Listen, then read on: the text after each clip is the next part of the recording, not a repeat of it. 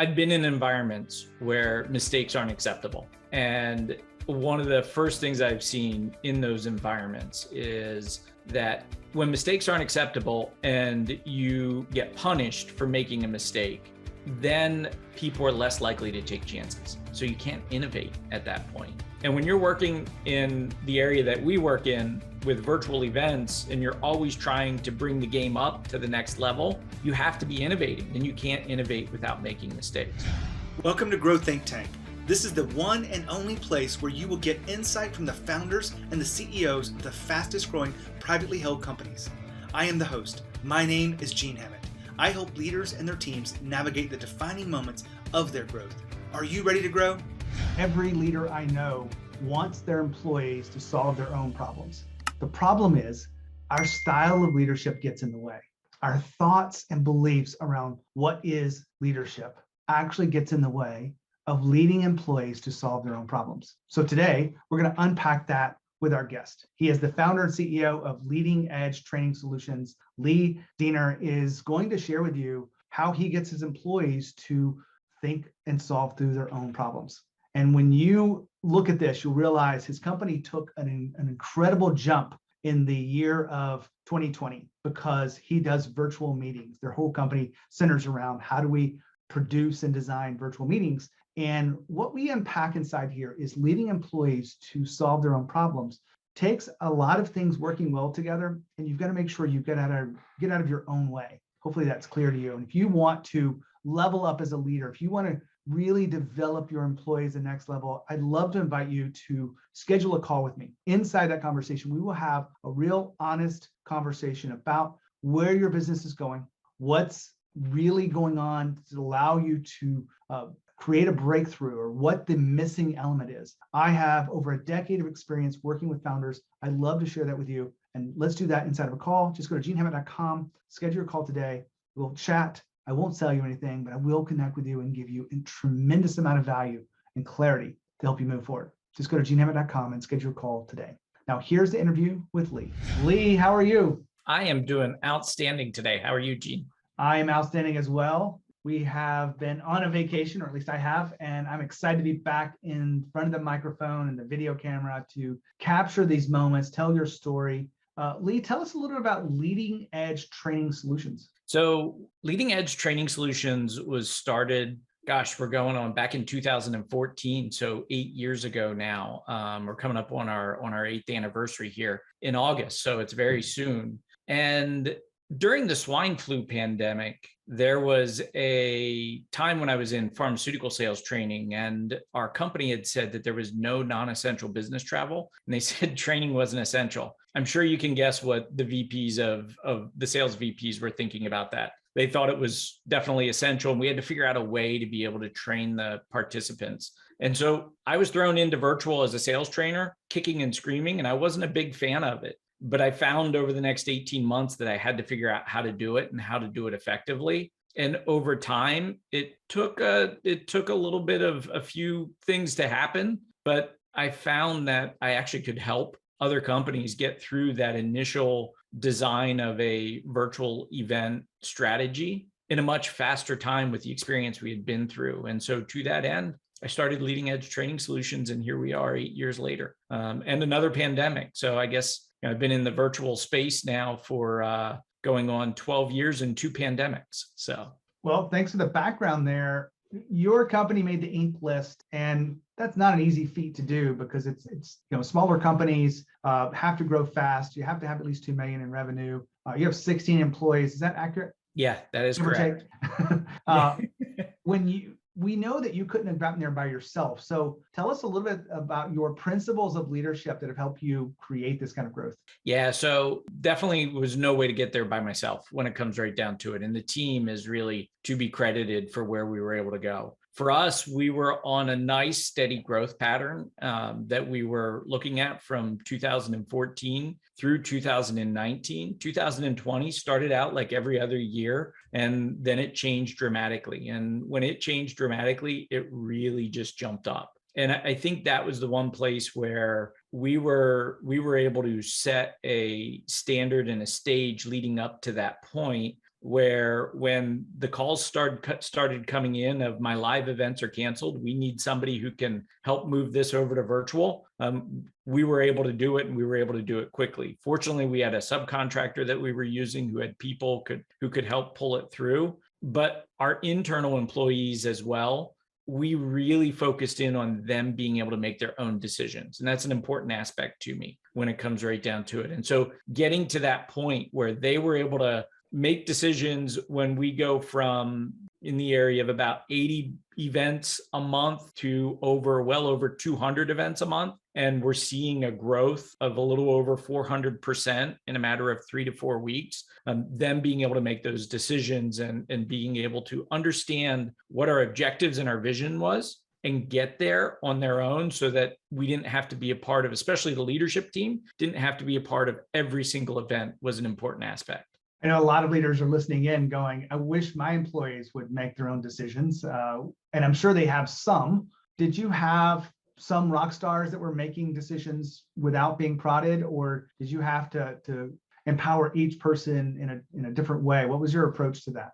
We definitely had some rock stars who were making decisions, but I'm proud to say that for the most part, everybody jumped in and they understood what the goals were and what they needed to do. In a virtual event, when you're designing the event, and a lot of times, especially in this case, what we were running into is a lot of facilitators who hadn't done virtual before, or not that much before, because they didn't see it as engaging. And so the producers that we had who were in the front lines and right there with the client and helping them get through this new medium that they've maybe only dabbled in a little bit or they've never been a part of before, being able to make recommendations to them on how to engage and how to make their sessions more interactive was a really important aspect. And our team had already had enough experience up to that point that they were able to really help with that. And in the places where we had multiple events for a client running simultaneously and some new producers, our leadership team then was able to jump in and really be there at the beginning and help pull those people through. But I think the one other piece that's really important there is making sure that everybody, whether they're a subcontractor or one of our internal employees, understands the mission that we've got, which is to ensure that participants have the most effective virtual event possible based on the objectives of the session. And that focus is really in on the participants first and foremost. And our people also know that if they need to purchase a piece of software to help it make it more engaging because it's going to meet the objectives of the session, they have full autonomy to be able to make those decisions. Now, are there mistakes made sometimes? Yeah, there are. And we go back and talk through those. Or was the wrong decision made? Very rarely, but it happens every once in a while. And that's one of the keys is, you've got to allow for those mistakes to happen, because typically in the end, it actually still advances everything when it comes right down to it. Now, Lee just talked about everyone knowing the goals. Now, wouldn't it be a beautiful place if you knew that every employee you had knew the goals of the organization and knew how their work aligned with it? Well, reality is most of them don't have that. I work with a lot of companies, even fast growth companies. Not everyone is in alignment with these goals. A couple of things you want to make sure you do. You want to make sure you are really communicating well. When I say that, you're going to make sure you're communicating in a way that can't be misunderstood. Explicit communication is one of the things we teach inside of leadership development, but you want to make sure that you are communicating consistently. The second thing is you want to be more of a coach. Instead of someone that tells them how to move forward and tells them how to do something, coach them through it. That skill set is necessary for you to be an extraordinary leader. Now, I'm not going to tell you how to do that. Keep listening to this episode and to others on the podcast to learn more about coaching and communicating effectively. Now, back to Lee.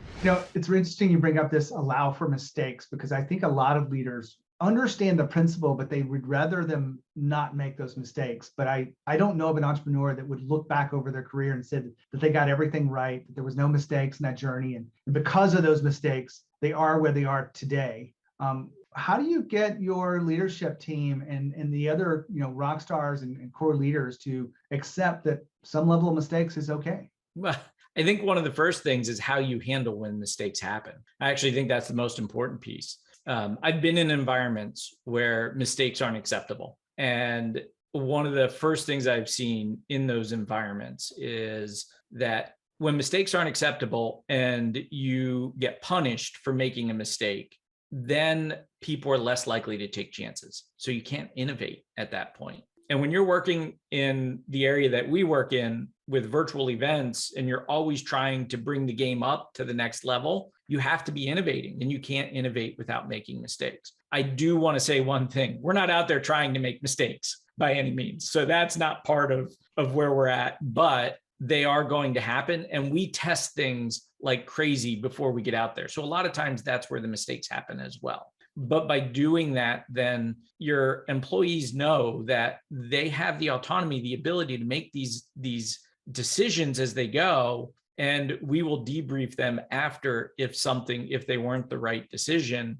And what's been interesting is I've found with clients, they accept that too when we start to talk through new and different ways of doing things. But there's one key point to that on the client side, and that's setting the appropriate expectations. You don't do something without setting the expectations with the client to say, if we do this, here are the risks. Here's the chances of those risks, but here's the gain. And, so much of what we do is risk benefit when it comes right down to it.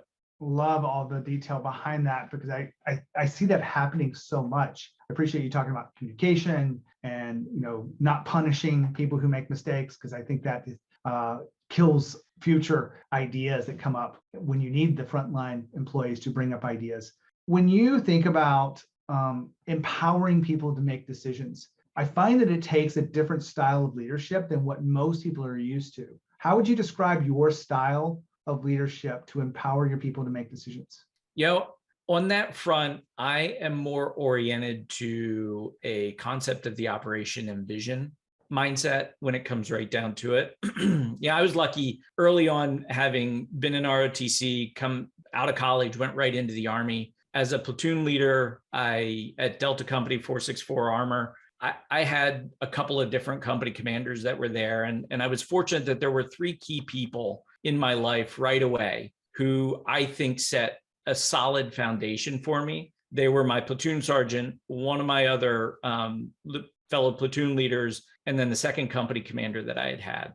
And he really taught me the way to be able to think about what I wanted to have happen, talk to my people about how to make that happen, but then let them go and come up with the idea. The first thing that I'm going to say, and I say this fairly frequently to my team now, is I don't have the best ideas. You guys do, because you're out there and you're right in front. You're the person who's with the client day in and day out. So let me know how we should come up with this and how we should do this. And that was one of the important things that I learned from that company commander. And so he was able to really kind of orient me in that direction. My platoon sergeant, on the other hand, taught me the way to just sit back and watch and understand what the team was doing and where they were at. And, with having a fellow platoon leader, he mentored me and showed me the importance of mentorship coming from somebody else who is in that role that you're in. And, I think all of those are things that I know. I'm dating myself here, but 25 years ago that I was learning all this? No, not at all. I'm amazed at the fact that I got so lucky, though, to be taught those lessons early on, because a lot of people, it takes a long time to learn them. Now, Lee just said, I don't have the best ideas. Now, here's the beautiful thing. As a leader, you may have started your company and you had to come up with the ideas, you had to come up with the right strategies, you had to make these decisions. But as your company grows and as you add people, you want to make sure you create a space where the best ideas win. And it often is not your ideas. So one thing that you can do is hold your ideas till the end. Now, why do I say this specifically? It's because I want you to not taint the room and really change the way people see their own ideas. Hold your thoughts. Let others share theirs. You can comment, you can ask questions. And then you can actually give your ideas at the end, because you want to make sure you hear them first. They feel that sense of a voice, but it'll also give you a chance to not say anything that doesn't need to be said, because their ideas will be better. They'll have more sense of ownership of their own ideas, and let them win. Create a place for the best ideas to win. Back to Lee. Some people still haven't learned them, Lee. That keeps me in business as an executive coach. And I say that with a little humor, but people, get frustration when employees aren't doing it the way they said do it. And I asked them, and I had to learn this the hard way. I will be honest with you. When I ran multiple companies, one of my executive coach asked me a question that changed everything, which was, who told you you had to solve their problems? And I thought that was good leadership. I thought it was sort of like servant leadership before it had a name, but I had to come back and say, well, if I solve their problems, then I'm not teaching them how to solve their own problems. Right. And this whole concept that we've been talking about, Lee, is how do you get employees to solve their own problems? When you think about your skills as a leader, how have you evolved over the last 5 years? Is there something you've had to work through or let go of to become the leader that you are today? Yeah, I mean, I think one of the first things I want to say is I learned those lessons 25 years ago. I got to check myself every once in a while, though, too, because there is that time where you fall back into that mode of I've got to solve the problems. And, it's taking that time in when I was in the pharmaceutical industry, the leadership development classes that we went through were great. And one of the most important lessons I learned coming from there was first look within. You've got to look in that mirror sometimes when you start to see things going sideways. And I think to that end, one of those lessons that I learned, one of the mistakes I made as we were coming through the pandemic in 2020, and we were getting a little bit later into the year, we had come into it at 8 employees. We came out of it here. We were up to 17. Now we're back to 16. And so to that end, one of the things that I started doing is I did fall back into that trying to solve everything. But when you grow like that, there's no ability to do that. You can't scale if you're trying to solve everything. And I think the second thing I wasn't doing properly was I wasn't communicating. And fortunately, my executive assistant at that time and HR manager said to me, I think we need to do an employee satisfaction survey. And we did one. And what was great that came out of it was I needed to improve on my communication. And so there were a couple things that we did there. One, we really started to kind of open up what we were doing with Slack. And I've heard this on a couple of your podcasts, as well as a few others, where we started using channels in different ways to get the team back to the way that they were, being able to talk to each other, know what was going on with each other, get more of that family feel back to the company as a whole. The other thing that we did is we created bi-monthly meetings. And so each month now, the first Monday and the last Friday, we have a company-wide meeting. Now, sometimes do they get moved or changed? Yes, they do. But for the most part, we really try to stick to those 2 bi-monthly meetings. The first Monday is at 7 p.m. because we've got people all across the country on both the West Coast as well as the East Coast. So we really want to be cognizant of people being able to attend these meetings. And then the Friday meeting is at 4 p.m. Eastern time, because typically Fridays aren't quite as busy, so they have the ability to be on the meeting. But I think that was another big one. And it helped us to really be able to empower people too, because that's a place where we can discuss new things that we're doing, new things that are going on, or challenges that are happening in events, because it helps to pull us through. And then we can build from there, and we can build as a team to really help us move forward, and everybody sharing ideas at that point too. I bet you get the fact that your assistant put a spotlight on something that you were missing. And I don't know if she named this communication issue, but being able to come back and being open to anyone in the company to say, look, we need to take this step forward, and actually doing it and getting some insight of it is a sign of really strong leadership. And that's one reason why we have people like you on the show. I just thought I'd point that out, because my job is to look for patterns. Yeah. When you're thinking about leadership, you were talking about, I've got to check myself. I've always said this, that leadership is an inside out phenomenon. What example in your world proves that it's an inside job first? Is there something that you can share with me, a story or some example? Yeah, coming out of 2020 and the pandemic,